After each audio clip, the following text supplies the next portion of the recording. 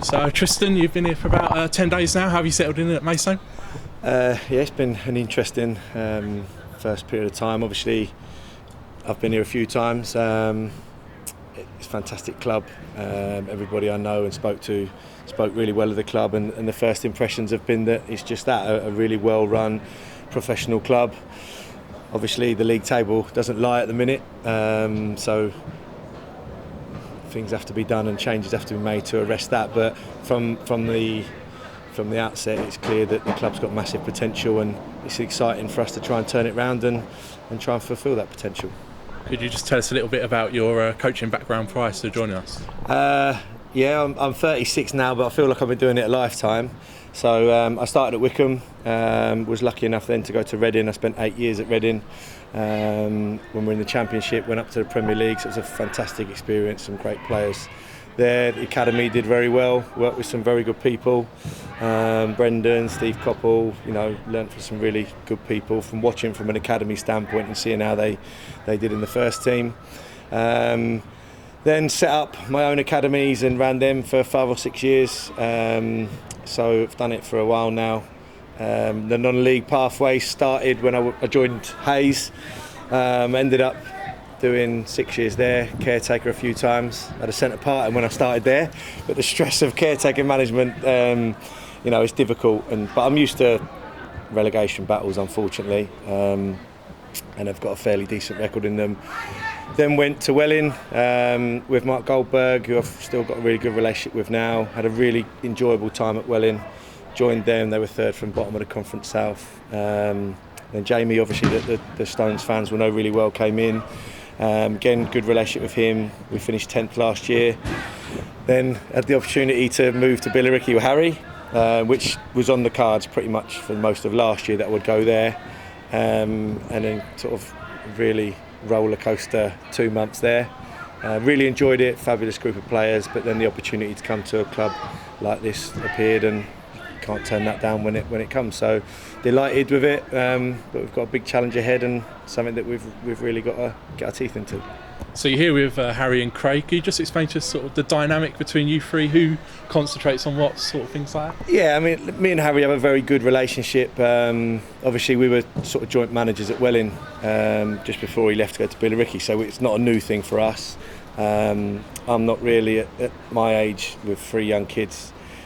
He takes quite a lot of the pressure for it. I look after quite a lot of the coaching side of it and the structural stuff, but it's a good relationship, it's a good dynamic. We're very honest with each other, which I think is really important. We understand how each other works, and the biggest thing I would say is there's a massive trust there.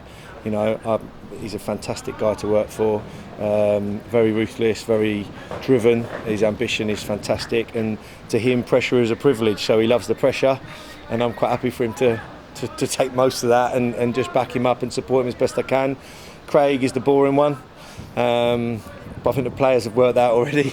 But no, Craig's fantastic and really does add an awful lot to the management team, and the professionalism that he brings makes mine and Harry's job a lot easier.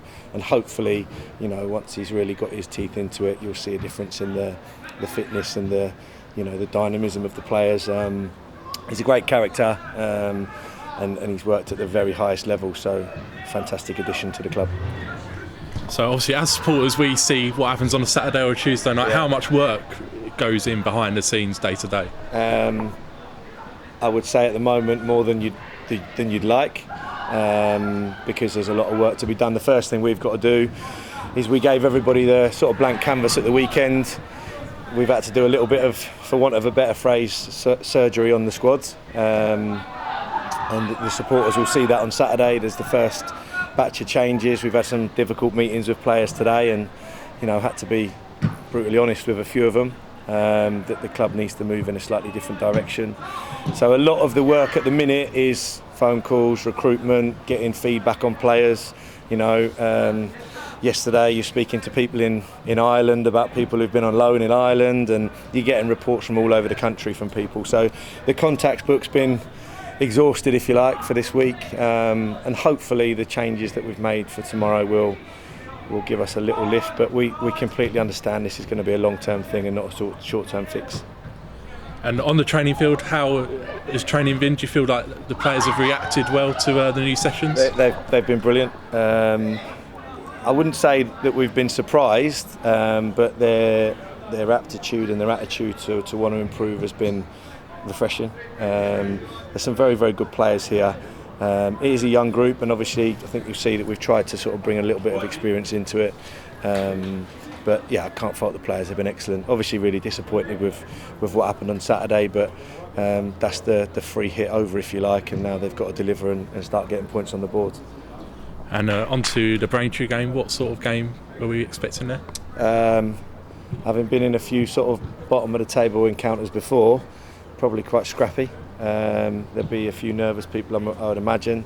You know, from both clubs, it's going to be a huge game. But listen, no one's going to get relegated or be safe from tomorrow. It's another game. Our big thing at the minute is one game at a time. Every session is directed around tomorrow. The boys have worked fantastically well today with a game plan for tomorrow. So if we execute the game plan, then hopefully we'll get the right result. But it is a work in progress, and it's nothing in football's ever built overnight. So it's going to take time. Is there anything in particular you've sort of really drilled into the players to focus on ahead of the game? I think trying to get a winning mentality is huge, and you know, obviously the club's had a bit of a topsy-turvy time, and that winning mentality is lacking, unfortunately. You know, something that even you walk in the change room after the game on Saturday, you've got some very disappointed, downbeat players, and that's got to change. You've got to be enthusiastic. You've got to get the crowd on their feet. You've got to give them something to enjoy watching.